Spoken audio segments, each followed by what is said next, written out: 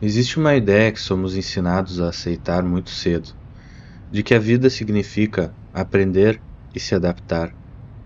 Você nasce, cresce, vai para a escola, aprende a obedecer horários, competir por notas, até então poder conquistar um emprego, ganhar dinheiro, pagar contas, formar uma família e repetir esse processo até envelhecer.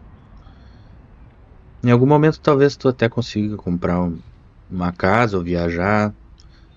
Talvez tu tenha umas férias agradáveis. E a gente chama tudo isso de vida. Só que o problema começa quando tu começa a olhar para isso e perguntar por quê? Não perguntar por que eu preciso trabalhar. Essa é uma pergunta que é simples demais. Precisamos produzir coisas, precisamos de comida, casas, hospitais, energia. O trabalho por si só não é exatamente o problema. O problema que incomoda é outro. Por que organizamos praticamente toda a existência humana dessa maneira e agimos como se não houvesse nenhuma alternativa melhor? Talvez seja por isso que algumas pessoas tenham tanta dificuldade de se adaptar ao mundo. Não porque elas sejam preguiçosas ou porque não tenham disciplina, mas talvez elas simplesmente tenham dificuldade de desligar uma parte da mente que as outras pessoas aprenderam a desligar. Porque existe uma habilidade que é extremamente valorizada pela sociedade que quase nunca recebe esse nome. E é a capacidade de separar aquilo que você é daquilo que você faz. Você acorda pela manhã, coloca uma roupa, entra no trabalho e durante 8 horas se transforma em uma versão funcional de si mesmo. Tu vai lá, responde uns e-mails, participa de reunião, fala das metas, vai cumprindo todos os procedimentos do dia. Tu é obrigado a sorrir para as pessoas que tu não gosta, talvez até demonstrar interesse por coisas que não significam nada para ti.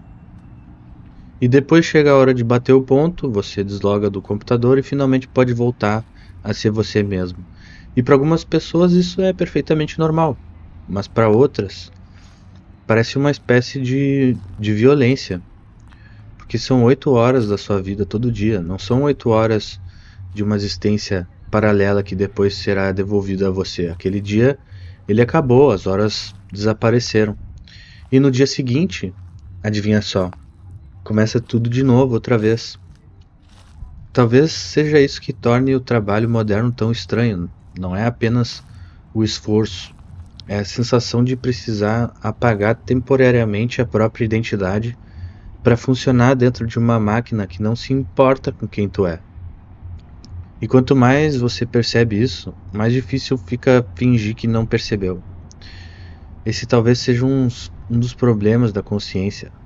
Certas coisas não podem ser desaprendidas. É possível passar anos seguindo o roteiro sem questioná-lo, indo para a escola, para a faculdade, para o emprego, tendo promoção, financiamento, aposentadoria.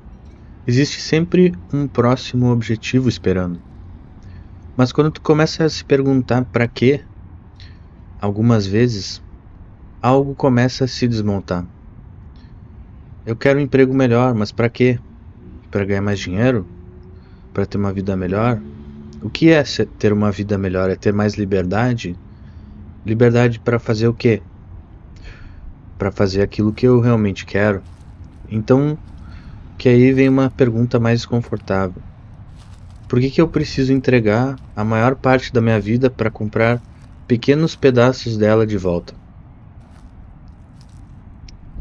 O problema não termina no trabalho, porque quando a gente sai dele, entramos em um outro tipo de teatro, de fingimento. A gente olha, abre o celular e encontramos milhares de pessoas que estão aparentemente felizes, viajando, comprando casas, apartamentos, começando empresas, e tudo parece que precisa significar alguma coisa, sabe? Tudo é crescimento, é parte de uma jornada.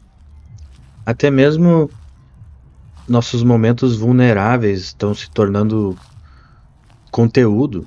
A pessoa, ela chora, quando ela vai chorar, ela se grava e posta na internet. Ela viaja, mas não aproveita a viagem, ela só fica tirando foto. E coisa mais comum que tem aí no restaurante e ver as pessoas só tirando fotos dos pratos e mexendo no celular e ninguém conversa com ninguém. E a sensação que fica é que pouco a pouco estamos deixando de viver as experiências e começando a só produzir provas de que estamos vivendo essas experiências para que as outras pessoas possam confirmar que aquilo é um fato. A própria autenticidade das pessoas virou uma performance. E talvez seja por isso que tudo parece tão falso ultimamente. Somos ensinados a ser bonzinhos, honestos, só que quando vamos olhar para a realidade, pessoas desonestas que prosperam. Somos ensinados a não julgar enquanto vivemos em uma sociedade que é construída sobre comparação. E além disso, nos dizem para sempre sermos nós mesmos, mas enquanto isso, todas as estruturas sociais exigem algum grau de fingimento ou de atuação. Na escola, tu aprende a competir, no trabalho, tu só obedece, nas redes sociais, tu aprende a vender a tua imagem, e as pessoas ainda não conseguem entender por que estão tão cansadas. Mas existe um problema que é ainda mais profundo, na minha opinião. Mesmo que conseguíssemos construir uma sociedade perfeita, eliminar emprego sem sentido, diminuir a desigualdade e acabar com toda essa encenação social, ainda restaria uma pergunta que é muito mais difícil. Por que a própria vida foi construída dessa maneira? Porque o sofrimento não começou somente no sistema atual que vivemos, ele não começou com as redes sociais. E ele sequer começou com seres humanos. Muito antes de existir dinheiro, nesse reino, os animais já corriam um atrás do outro. A natureza que romantizamos tanto também é um lugar onde uma coisa precisa morrer para que outra continue viva. Animais nascem, são devorados minutos depois. Os corpos adoecem, os organismos envelhecem. Os acidentes acontecem a todo momento.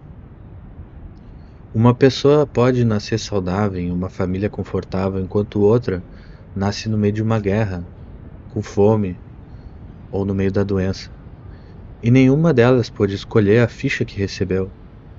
Nós simplesmente aparecemos aqui e começamos a jogar esse jogo. Talvez tu tenha sorte, tenha comida, casa, pessoas que ama.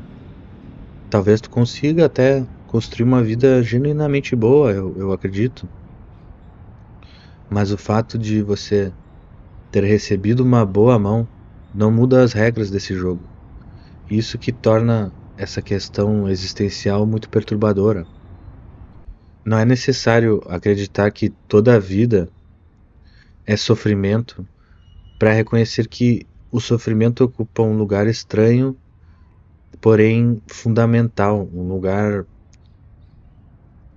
lugar estrutural na existência. Então tu começa a perguntar por que ele é possível, por que existe dor, por que doença, por que existe fome, por que existe a presa e o predador. E essa é a maneira que esse mundo funciona. Um organismo precisa destruir outro para continuar existindo. E nós só aceitamos essas coisas porque elas sempre estiveram aqui. Nós chamamos isso de natureza, a gente tem uma explicação para tudo isso. E talvez seja por isso que quando todas essas percepções começam a se acumular, algumas pessoas sintam que tudo está ficando sem sentido. Tu olha para a sociedade, tu só vê performance, teatro. Olha para o trabalho, é só repetição de coisas inúteis. Aí tu olha para a situação econômica, tu vê que as pessoas trabalham cada vez mais e continuam no mesmo lugar. A internet virou só uma competição por atenção. E quando tu olha para a natureza, tu percebe que lá existe também muita dor e sofrimento antes mesmo de qualquer tipo de sistema econômico e organização social existir. Então, quando alguém aparece oferecendo uma solução, tipo, muda a tua mentalidade, pense positivo, seja grato, esses conselhos até podem funcionar, mas existe algo que é quase irônico nisso, porque a solução oferecida para conseguir viver dentro da realidade frequentemente parece ser pensar menos sobre a própria realidade. Tipo, não olhe por muito tempo, não faça perguntas, encontre coisas para fazer, tenha metas, se mantenha ocupado e continue andando. Às vezes eu acho que é por isso que a consciência parece um fardo. Quanto mais profundamente você olha para determinadas coisas, mais difícil fica voltar para a superfície e fingir que elas não existem. Mas talvez exista outra possibilidade, talvez perceber tudo isso não precise terminar numa desistência. Talvez exista uma diferença enorme entre dizer nada tem sentido e dizer não consigo mais aceitar os sentidos que me ofereceram. Porque talvez o vazio que aparece depois que o roteiro desmorona não seja apenas um fim, seja também um espaço. Se você não acredita que sucesso significa subir infinitamente numa carreira, alguma coisa precisa ocupar o lugar dessa ideia. Se dinheiro não é suficiente, você precisa descobrir o que seria suficiente. Eu não gostaria de passar minha vida inteira representando um personagem. Então seria interessante descobrir quanto eu estou disposto a sacrificar para conseguir viver de uma maneira mais autêntica. E acho que essa parte é muito difícil. Questionar o mundo é difícil. Construir uma vida depois de perder a fé é complicado demais. Porque a vida não para, as contas continuam chegando, o corpo ainda precisa consumir alimento, o tempo passa, tu continua existindo dentro do sistema, mesmo depois de perceber o sistema. Não existe uma porta secreta, escrito saída. Não tem como escapar. Talvez tu consiga um pouco mais de liberdade, mas é impossível escapar completamente. Talvez tu consiga recuperar um pouco do tempo que te foi levado, 1 hora do dia, talvez depois 2, ter um trabalho que exige menos. Tu pode olhar para uma despesa e perceber que tu não precisa ter ela, ou ir num show sem gravar o show inteiro no celular, ir num restaurante sem publicar a foto da comida, ou então passar uma tarde sem precisar produzir nada. São pequenos pedaços da existência que deixam de pertencer à máquina e voltam a pertencer a você. Isso com certeza não resolve o problema do sofrimento, não explica por que estamos aqui e não transforma também a Terra em paraíso. Mas talvez exista alguma dignidade em olhar para um mundo que constantemente tenta transformar pessoas em funcionários, consumidores, números, espectadores e responder: eu ainda estou aqui. E o objetivo não é vencer. O objetivo é impedir que esse jogo te defina e ocupe todo o teu espaço.